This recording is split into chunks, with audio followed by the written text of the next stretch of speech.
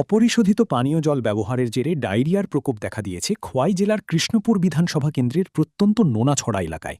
স্থানীয়দের দাবি, দীর্ঘদিন ধরে এলাকায় নিরাপদ পানীয় জলের ব্যবস্থা না থাকায় বাধ্য হয়ে ঝুঁকিপূর্ণ জল পান করছেন সাধারণ মানুষ।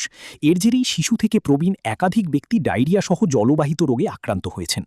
অভিযোগ, আক্রান্তদের মধ্যে রয়েছেন ৬০ বছর বয়সী সন্তোষ কুমার মলসম, ৫.৫ বছরের আলদ্রিয়া মলসম, ১২ বছরের মিশন্তী মলসম, ৪৫ বছরের সান্ডামি মলসম এবং ২৬ বছরের পল্টু মলসম। এছাড়াও আরও কয়েকজন অসুস্থ হয়ে পড়েছেন বলে দাবি এলাকাবাসীর। অর্থাভাবে অনেক পরিবার চিকিৎসা করাতে পারছেন না।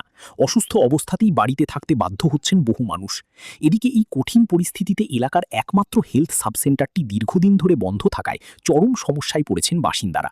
সামান্য চিকিৎসার জন্যও তাদের তেলিয়ামুড়া মহকুমা হাসপাতালে ছুটতে হচ্ছে। এটা নেই হ্যাঁ, নুনেশ্বরা নোনাছড়া। নুনেশ্বরা পরে বাদুর পাড়া এখানে ডায়রিয়ার প্রভাব বেশি নাকি? হয়ে যা বাংলা ভাষা তো আমি বেশি পারে না। ডায়রিয়া ডায়রিয়া কার কার হয়েছে সেটা? এইদিকে 2 জন, তাহলে তো 3 জন এখানে। আমার বউ একটা, তাহলে তো আমার জামাই একটা, আমার তাহলে তো ওই দিকে তো 4 জন 5 জন মতো হয়েছে ওই দিকে।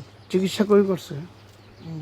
চিকিৎসা করছে নি? ডাক্তার আইসিনি? ও ও, ডাক্তার আইসিনি এখানে? এখানে না, হসপিটাল যাইছে ওই।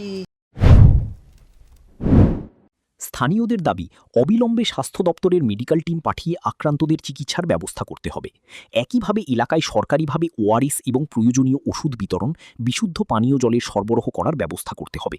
প্রশাসন দ্রুত ব্যবস্থা গ্রহণ না করলে পরিস্থিতি যে কোনো সময় জটিল আকার ধারণ করতে পারে বলে আশঙ্কা স্থানীয় মহলের। Bureau report, news now.